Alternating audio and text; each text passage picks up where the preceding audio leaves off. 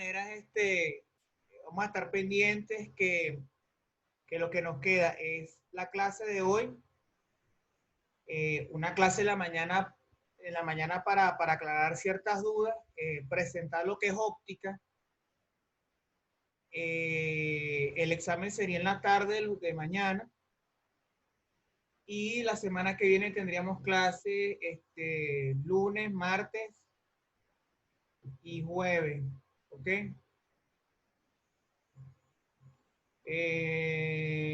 Algún aspecto que falte se mandará por el grupo y se colocará por el Classroom. ¿Ok? Yo les comenté que les iba a mandar a ustedes unos archivos relacionados con la ecuación de, de, de onda en coordenadas esféricas. Es lo único que les debo a ustedes ahorita. Ya monté las clases que estaban pendientes, especialmente la del lunes, que tuvimos la suerte que duró más de una hora. Realmente no sé qué de bueno hicimos para que Zoom nos diera ese chance, pero por lo menos ahí están las dos sesiones juntas. Pues. ¿Sí? Ok, fíjense. Vamos entonces a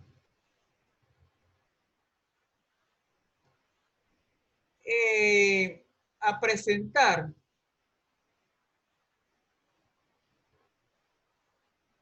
un problema concreto de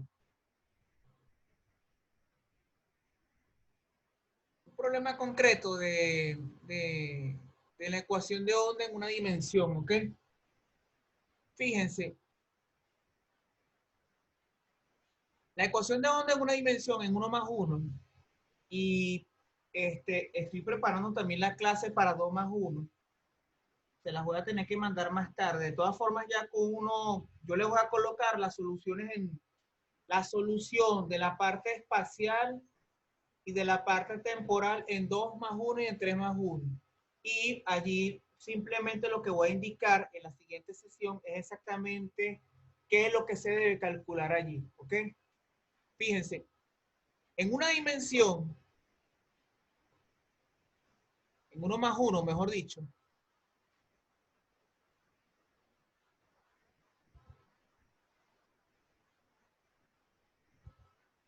voy a colocar B en vez de C para no confundirnos con la constante C que debería aparecer en la integración de la coordenada espacial, espacial no temporal, y no confundirnos con la velocidad de la luz tampoco, porque no necesariamente esa onda viaja a la velocidad de la luz, pero de todas maneras ya sabemos que esta B que está aquí es el equivalente a la constante que se describió en una clase anterior, que era la velocidad. ¿Ok? La solución de esto, que ya lo discutimos en clase, no la voy a demostrar, sino que simplemente la voy a describir. Habíamos obtenido que la solución en 1 más 1 era esta. Por eso es que revisen en los videos en YouTube que ya están colgados para que puedan verificar el de dónde salió esto, ¿ok?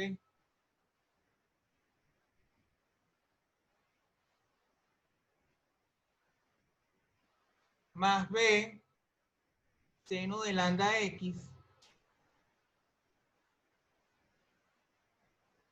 y nos quedaría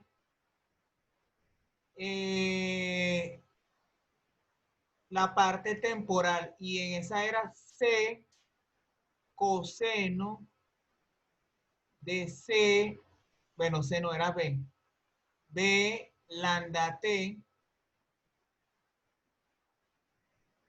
más D seno de B por lambda T. Entonces, habíamos dicho que esas soluciones que estaban allí obedecían a la separación de variables, lo igualábamos a una constante, evaluamos en las condiciones de frontera y nos dio, bueno, las condiciones de frontera no las hemos evaluado. En el caso de los problemas que están discutidos en sesiones anteriores, una condición de frontera era esta.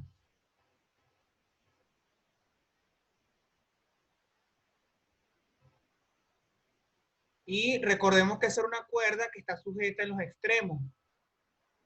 Y las condiciones iniciales indicaban algo así. Tengo la función, pero en este caso no se llamaría función, sino U, porque es la U o sí. Bueno, yo lo llamé U, pero en este caso es sí. Si para cualquier valor de X en T igual a 0, habíamos dicho que era igual a una constante F, y que si punto para cualquier valor de X en el instante de tiempo 0, entonces era igual a otra constante, bueno, a una función llamada G. Entonces, esto que estaba acá, habíamos dicho que era las condiciones de frontera de Dirichlet, y abajo teníamos las condiciones iniciales. ¿Okay? Condiciones iniciales porque se refieren al desplazamiento y a la velocidad en t igual a 0. Y las condiciones de frontera se refieren exactamente a las condiciones en los bordes, en los extremos de la cuerda. Recordemos nuevamente que esa cuerda está unida en x igual a 0 y en x igual a A, y eso se describe en los videos anteriores. ¿Okay? Revísenos para comprobar eso. Nosotros en este caso vamos a trabajar con situaciones concretas. Vamos a aplicar las condiciones de Dirichlet, que sabemos que son la función en x, la coordenada x evaluada en 0 es 0, y que en el extremo derecho, cuya distancia es A, también es 0. Y las condiciones de frontera para este ejemplo que vamos a trabajar, condiciones iniciales, disculpen, son las siguientes. U en X evaluado en 0, en T igual a 0 es 0, y la otra sería, aquí vamos a ponerle sí, en T igual a 0 la voy a utilizar como si fuera una función F. Disculpen, y esa función G tiene como valor o representación X. ¿Okay? Recordemos que F puede ser cualquier tipo de función, puede ser un seno, un coseno, una exponencial, un polinomio. Y G también puede ser cualquier tipo de función. Puede ser un logaritmo neperiano, puede ser una potencia, o sea, puede ser cualquier tipo de función. Y en este caso, esa función que en esta situación está relacionada con la velocidad de ese punto, de ese punto de la partícula ubicado en la cuerda, tiene como característica que es X. ¿Ok? Si nosotros trabajamos las condiciones de Dirichlet, que en este caso son las condiciones de frontera, nosotros pudimos verificar en una clase que X era igual, fíjense que esta es la función X, era igual a seno de NP por X entre A. Eso aparece explicado en videos anteriores, ¿ok? A mí lo que me interesa ahora es calcular los coeficientes C y D. Fíjense que los coeficientes C habíamos presentado que eran igual a esto, era igual a 2 entre A, una integral que va de 0 a A, de la función fx, aquí sería Cn, ¿ok? Multiplicado por el coseno de npi x entre A, por el diferencial de x, y dn era igual a 2 npi, la integral que va de 0 hasta A de g de x multiplicado por el seno de npi x entre A. Eso que estoy colocando aquí representa los coeficientes que se calculan en la serie de Fourier. Y si buscan en la literatura, la serie de Fourier está compuesta por una sumatoria discreta en donde sobreviven o pueden haber sobrevivencia de términos con senos y cosenos. ¿Okay? Entonces, a mí lo que me interesa es calcular los dos coeficientes que surgen de trabajar con las condiciones iniciales. Con las condiciones de frontera ya las matamos o ya las usamos. Y esa nos permitió eliminar una de las dos constantes de integración, la A o la B, y con la segunda condición de frontera, pudimos encontrar el valor de lambda que, como se pudo verificar en aquel momento, era NP entre A. ¿Okay? Fíjense que para el primer coeficiente, el de Cn, la integral sería 0 porque f de x, que es la que yo tengo acá, en la situación que yo estoy trabajando, de ejemplo, es esta.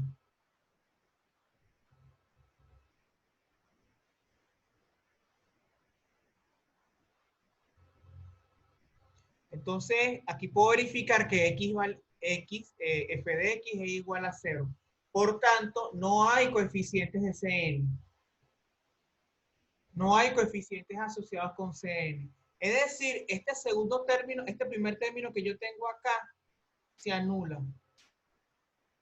Y por tanto, la ecuación de onda tendría sentido, es porque el término que estoy marcando aquí con una tilde, sobrevivió. Y efectivamente va a sobrevivir.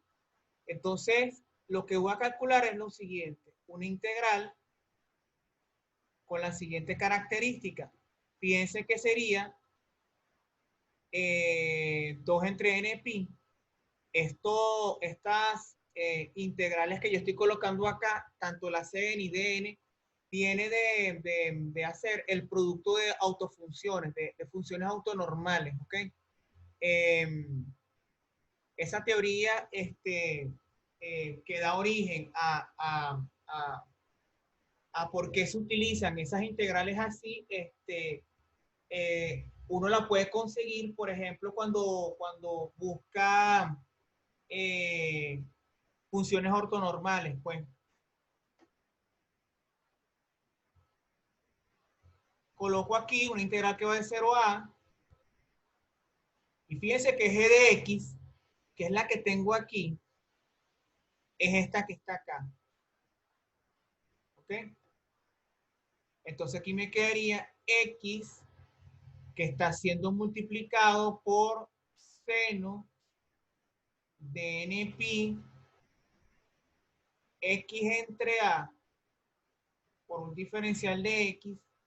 Y dense cuenta que lo que nosotros tenemos que trabajar allí es, y lo comenté en una clase anterior, es el famoso método de integración por partes. Ese método es tan aplicado, es aplicado en física, en matemática, en ingeniería, quizás probablemente también se aplique en alguna teoría económica, que es el método que a mi consideración es el más difícil. Es el más difícil de todos los métodos que existen en integración y es el que tiene una mayor aplicación. Porque el fracciones simple, cambio universal, eh, binómicas, irracionales, o sea, tú la puedes hacer por medio de un cambio de variable o un cambio de la forma de la función. Sin embargo, este método es el que yo considero el más difícil porque involucra derivar e integrar al mismo tiempo. Y si uno no deriva bien o no sabe derivar, entonces obviamente el método lo vas a aplicar de una manera que no es. Entonces, esa similitud de trabajar de derivar e integrar al mismo tiempo lo hace lo más complejo posible. Y a mi juicio es el más difícil. y es el método que los profesores más se abocan a explicar en Matemáticas 2. Cuando eso no se explica muy bien en Matemáticas 2 y el profesor simplemente hace alguna referencia y no trabaja muchos ejemplos de ese método, entonces vas a fracasar con los otros.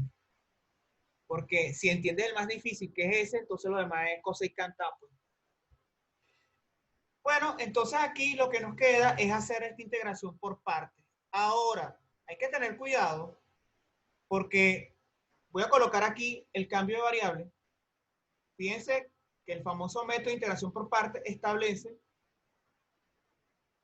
lo siguiente: al que yo voy a llamar U es al polinomio o a la algebraica, que en este caso vendría siendo la X, por tanto de U es igual a dx, y de B vendría siendo lo que sobra, es decir, el seno de npi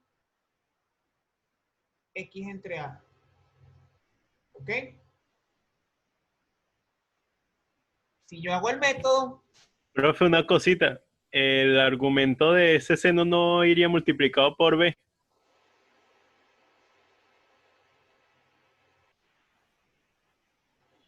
No, la veo después cuando la integra. No, fíjate, en este caso está muy bien que hayas hecho ese comentario y yo lo comenté la otra vez, pero creo que no lo planteé muy bien, fíjate. Cuando tú vas a multiplicar las funciones, que eso fue un detalle que yo tenía cuando estaba sacando la cuenta y después que empecé a hacer el de 2 más 1 me di cuenta. Cuando tú vas a calcular los coeficientes que salen de este y de este, tienes que trabajarlos es con las funciones que provienen de aquí. Fíjate, provienen de aquí. Provienen de aquí.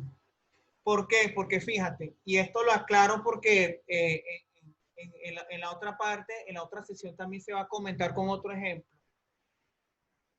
Cuando tú vas a trabajar la integral, tú vas a multiplicar en ambos lados de estas funciones. Por ejemplo, la primera, la que tienes aquí, si y de x evaluada en 0 igual a f de x. Tú multiplicas en ambos lados por el coseno de n pi x entre a y después que integras, tú puedes verificar que cuando multiplicas la función por otra función, por la misma función te va a dar un término al cuadrado. Y ese término al cuadrado, cuando tú lo desarrolles, te va a valer 1 porque estás normalizando la función. Por tanto, lo que tienes aquí proviene de haber hecho una multiplicación de seno por seno o coseno por coseno. Pero coseno por coseno con el mismo argumento y seno por seno por el mismo argumento. Entonces, cuando tú integras y haces ese procedimiento, te va a quedar multiplicado por a entre 2. Cuando despejas ese a entre 2 multiplicado por cn, bueno, ese a entre 2 cuando lo agrupes para la derecha, en el caso de la primera integral es esta. Y en el caso de la segunda, te quedaría dividido n pi entre 2 multiplicado por dn. Entonces, cuando despejas el dn, 2 que está aquí dividiendo pasa para acá multiplicando y el npi lo pasas dividiendo, ¿ok? Entonces, las funciones que te aparecen en las condiciones de frontera, tú las vas a multiplicar son por los cosenos y senos de lambda x, ¿ok? ¿Se entiende, Levier? Sí, profe. No era por como lo había comentado la otra vez, y de hecho yo corregí ahí mismito, pero era porque Ok. tenía ese lapsus. Pero realmente, como vas a evaluar las funciones, es la función f y la función g multiplicada por coseno, en el caso para encontrar los coeficientes asociados con c y los coeficientes asociados con dn, lo multiplicas en la función g, que es la condición asociada con la velocidad o con la función derivada con respecto al tiempo, multiplicado por seno de NPX entre A. Eso va a cambiar, ¿ok? Yo voy a tratar de, el día de mañana, colocarles un ejemplo donde tengamos condiciones mixtas. Porque el segundo ejemplo de la clase anterior fue con una condiciones de Neumann. Y en condiciones mixtas la situación cambia bastante el argumento. El argumento que está acá. ¿Ok? Entonces, Ok, fin. eh, vamos a abrir Paint ahora, porque lo que voy a hacer ahorita es colocar el resultado de la integración por partes para no estar haciendo eso, porque ya vimos a quién tenemos que llamar U y ya vimos a quién teníamos que llamar el diferencial de B. O sea, uno puede verificar, disculpen, uno puede verificar que el resultado que voy a colocar ahorita es el siguiente, fíjense. Vamos a compartir la pantalla con Paint. Entonces, la integración por partes de eso que acabo de comentar ahorita nos va a dar lo siguiente, fíjense. X, seno de X, hay que tener cuidado aquí porque el X no está solo. Según el planteamiento que haces por integración por partes, te va a quedar esto. ¿Ok?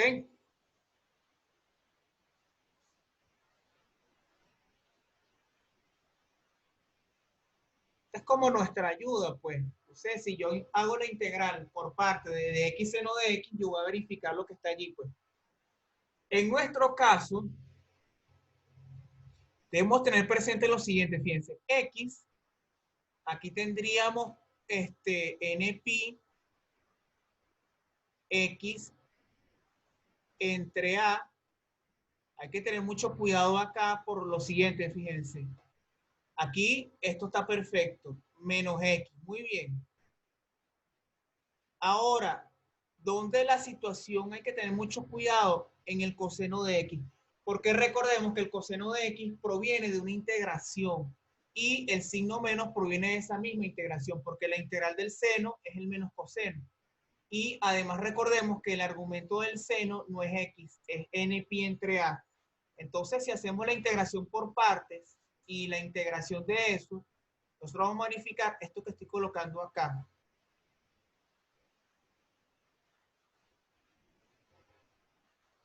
Entonces aquí iría NP X entre A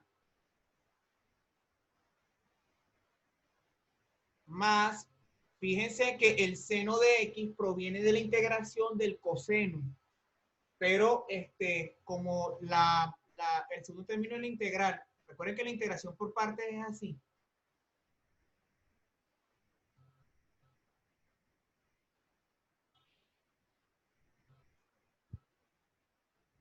Recuerden que la integración por partes, aquí hay un signo menos y estás integrando el coseno, que también es negativo. Entonces, seno menos por menos te daría más, por eso aquí tienes un más.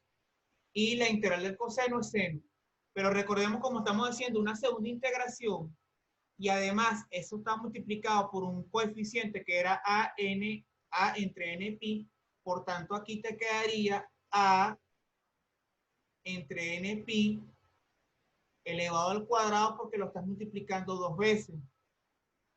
Y aquí te queda entonces seno de NP X entre A. Eso lo pueden verificar ustedes directamente. ¿Okay? Simplemente es para que se entienda exactamente la situación. Entonces, lo que tengo que evaluar es esto. ¿Qué evaluamos? Bueno, piense que la integral, aquí faltaría el de n, ¿verdad? Entonces, aquí diría, vamos a borrar esto aquí porque esto se va a ver muy chapucero de esa forma. Entonces, dn era igual a quién. Fíjense, hay que tener mucho cuidado porque esto estaba antes. Sería 2npi, 2 entre np, disculpen, corchete, para todo esto que estoy colocando acá sin la constante porque estoy evaluando entre 0 y A, ¿ok? Entonces aquí colocaría lo siguiente, menos A entre npi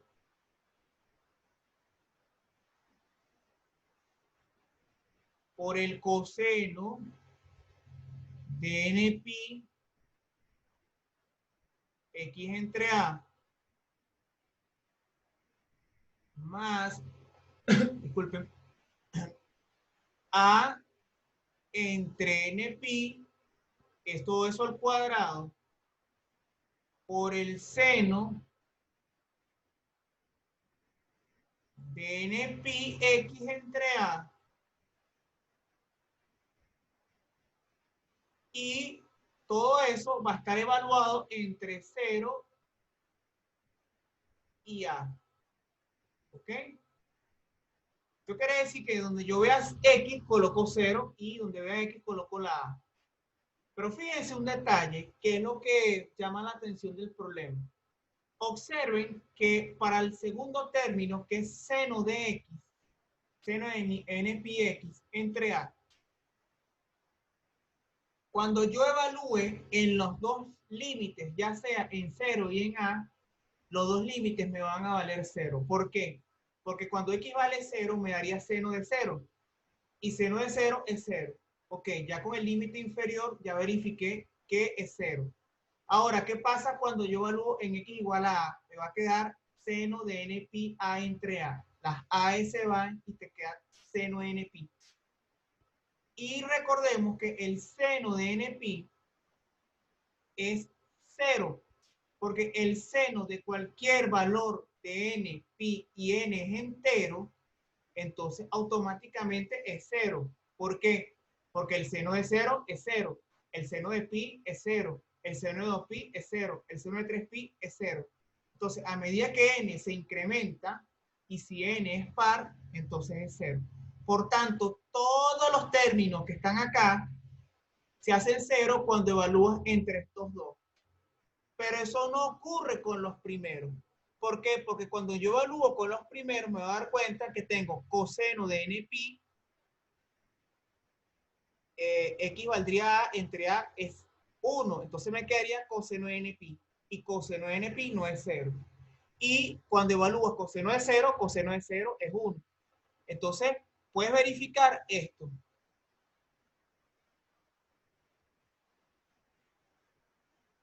Entonces, de aquí, ¿qué puedes verificar? Bueno, fíjense, de aquí verifico esto. A npi. Ya vamos a arreglar ese signo menos que está aquí, porque ese signo menos fastidia un poco, ¿ok? Fíjense que aquí me queda coseno de npi menos 1, ¿ok? Y aquí hay un detalle muy interesante del problema. Fíjense que ese valor que ustedes tienen aquí, vamos a colocar este signo menos y todo esto aquí afuera, me queda 2a entre n al cuadrado pi al cuadrado. Aquí hay algo muy interesante y es, ¿qué pasa con estos dos términos que están acá?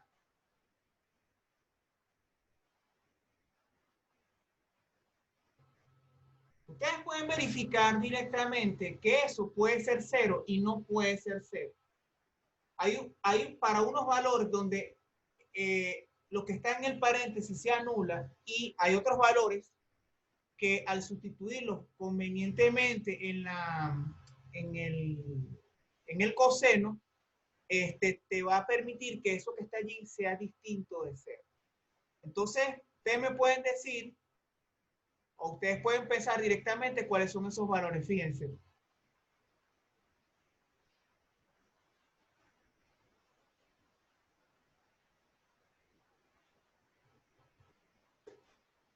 ¿Dónde este término valdría 0? Fíjense.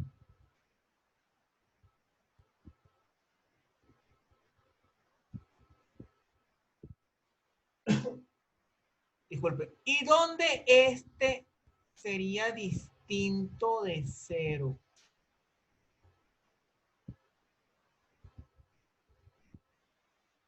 Ustedes pueden decir, oye, la única forma para que este sea distinto de igual a 0 es que el coseno de npi sea igual a 1. ¿Ok?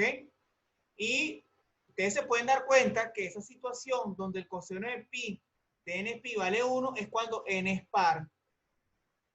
O sea, por ejemplo, 0 más o menos 2 más o menos 4 más o menos 6 y así sucesivamente. ¿Por qué? Porque si yo coloqué aquí, por ejemplo, coseno de 2pi, coseno de 2pi es coseno de 360. Coseno de 360 es 1. 1 menos 1, 0. ¿Cuál es otro? Coseno de 0. Coseno de 0 es 1. 1 menos 1, 0. ¿Cuál es otro? Coseno de 4pi. 4pi sería dar 2 vueltas a la circunferencia. Entonces, coseno de 4pi sería 1. 1 menos 1, 0. Perfecto. Entonces ya verifique el primer caso. Cuando n es par, se anulan los coeficientes. Ah, pero ¿qué pasa aquí?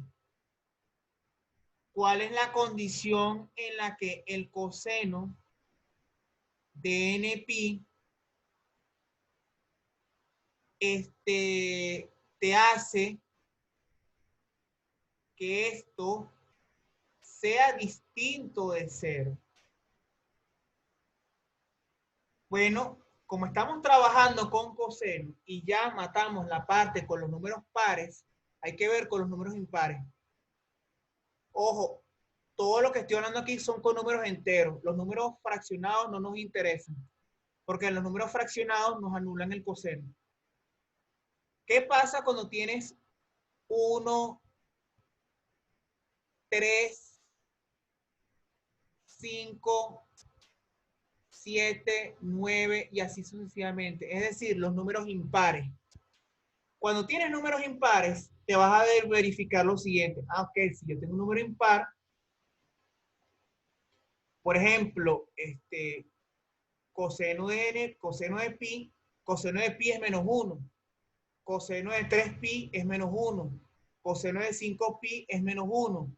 Coseno de 7pi es menos 1. Ah, entonces aquí puedo verificar que cuando son con n impar, me queda menos 1 y menos 1 es distinto de 0. Entonces, ¿qué quiere decir esto? Que los de n son distintos de 0 cuando tienes n impar. Entonces, ¿cómo puedes colocar eso aquí? Bueno, tú puedes decirle de la siguiente forma. Oye, a mí me parece, y aquí voy a colocar esto acá.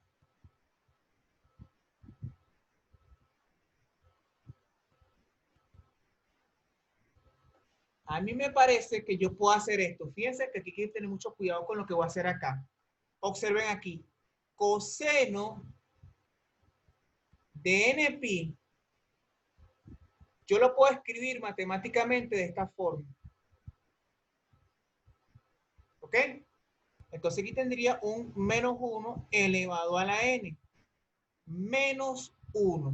¿Ok? Fíjense que cuando n es igual a 0, todo número negativo, todo número elevado a la 0 da 1. Entonces 1 menos 1, 0.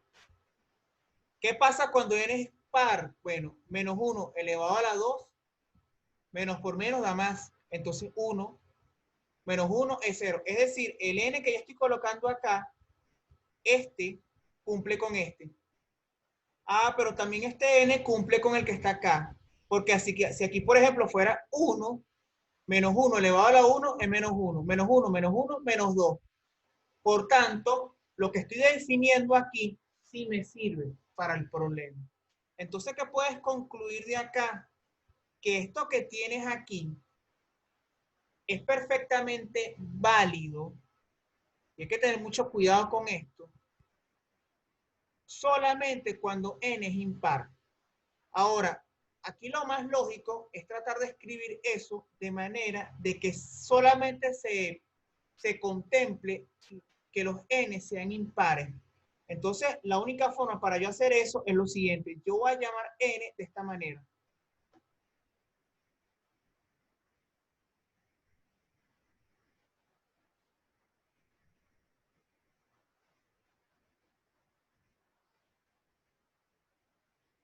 Entonces, el que yo estoy colocando aquí, bueno, este pie está de más.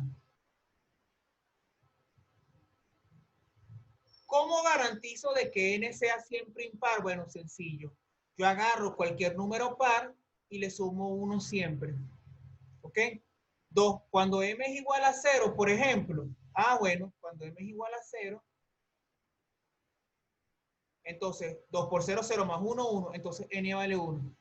Cuando m es 1. Ok, 2 por 1, 1 más 1, 2 por 1. 2 por 1, 2, más 1, 3. Ok, sí.